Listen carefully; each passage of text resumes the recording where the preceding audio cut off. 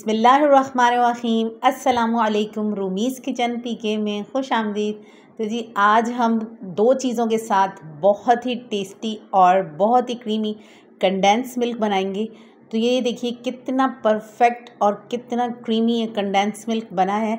आप एक बार इसको बनाकर फ्रीज़ कर लें, इसके बाद आप इसको किसी भी डेज़र्ट आइसक्रीम वगैरह में यूज़ कर सकते हैं। तो चलिए अब हम जल्दी से चलते हैं और अपनी बहुत ही आसान सी रेसिपी स्टार्ट करते हैं।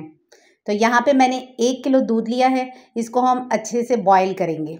तो यहाँ पे मैं फ्लेम बिल्कुल ज़ीरो पे रखूँगी क्योंकि कंडेंस मिल्क का प्रोसीजर जो है वो 1 से 1.5 घंटे का है। तो हमें बिल्कुल ज़ीरो फ्लेम पे इसको पकाना है और मुस्तकिल चम्मच चलाते रहेंगे ताकि दूध नीचे से लगे नहीं, क्योंकि अगर दूध नीचे से लग जाता है तो यहाँ पर एक ब्लैकिश सी टोन आ जाएगी या फिर इसमें ब्लैक ब्लैक से छोटे से दाने आ जाएंगे, जिससे कंडेंस मिल्क स्मूथ और क्रीमी नहीं रहेगा।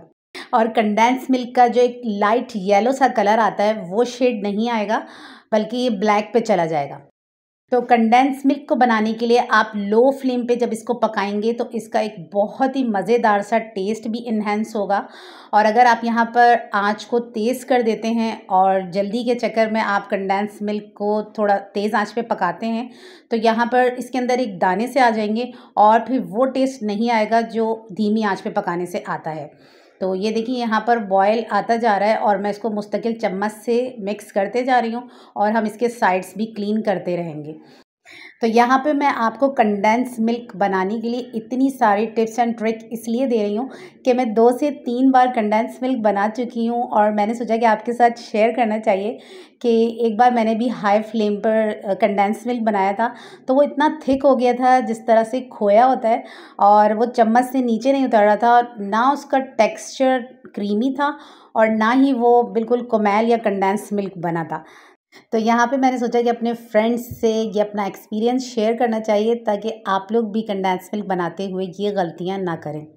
तो यहाँ पे देखिए मैं यहाँ पर मलाई को स्ट्रेनर से अलग कर रही हूँ। ये स्टेप ऑप्शनल है, आप चाहें तो स्किप कर दें क्योंकि बहुत सारे लोग अपने रेसिपीज़ में ये स्टेप नहीं दिखाते हैं। बट मेरे पास, मैं आपको बता रही हूँ कि बहुत सारा एक्सपीरियंस है कंडेंस मिल्क को बनाने का, तो मैं हर बार इसको अलग कर लेती हूँ क्योंकि बाद में एंड में ऐसा ना हो कि इसका जो टेक्सचर है वो दानेदार हो जाए या वो इतना थिक हो जाए, वो क्रीमी फॉर्म में ना आए। तो चलें जी, अब यहाँ पे जब हम सारी मलाई को एक साथ जमा कर लेंगे तो बिल्कुल लास्ट में आपने इस मलाई को बिल्कुल बारीक सा ब्लेंड करके इसी दूध में मिला देना है। इससे भी बड़ा मज़ेदार सा इसका टेस्ट हो जाएगा और बिल्कुल बाज़ार जैसा ये कुमैल बन के तैयार होगा। तो यहाँ पर आपने इस तरीके से ये सारी मलाई को बार बार से दूध को बॉईल करते जाना है और निकालते जाना है। तो अब मैं इसको थोड़ा सा चम्मच चला के दोबारा से मिक्स कर लेती हूँ। तो यहाँ पर अब मैं इसमें चीनी ऐड करूँगी। तो 1 किलो दूध के हिसाब से हम इसमें 2 कप चीनी ऐड करेंगे। तो ये 250 ml का 1 कप है, ये 250 ml के 2 कप मैंने इसमें ऐड किए हैं। 1 किलो दूध में 2 कप चीनी ऐड करनी है और इसको अच्छी तरीके से मिक्स करना है। तो ये देखिए यहाँ पर कितनी सिंपल और इजी मेथड रेसिपी मैंने आपसे शेयर की है कि सिर्फ दूध और चीनी के साथ हमने कंडेंस मिल्क को बनाया है। तो बहुत से लोग अपनी रेसिपीज़ में इसमें केवड़ा वाटर और मीठा सोडा वगैरह ऐड करते हैं। तो जो लोग कमर्शियली कंडेंस मिल्क बनाते हैं वो मीठा सोडा ऐड करते हैं क्योंकि मीठा सोडा ऐड करने से कंडेंस मिल्क की शेल्फ़ लाइफ बढ़ जाती है। तो मैंने कुछ भी इस तरह की चीज़ ऐड नहीं करी है क्योंकि हमें घर में ज़्यादा अरसे तो सेव नहीं करना होता। कोई ना कोई मीठा या आइसक्रीम या फिर आप शेक वगैरह बना रहे होते हैं तो उसमें कंडेंस मिल्क यूज़ हो जाता है।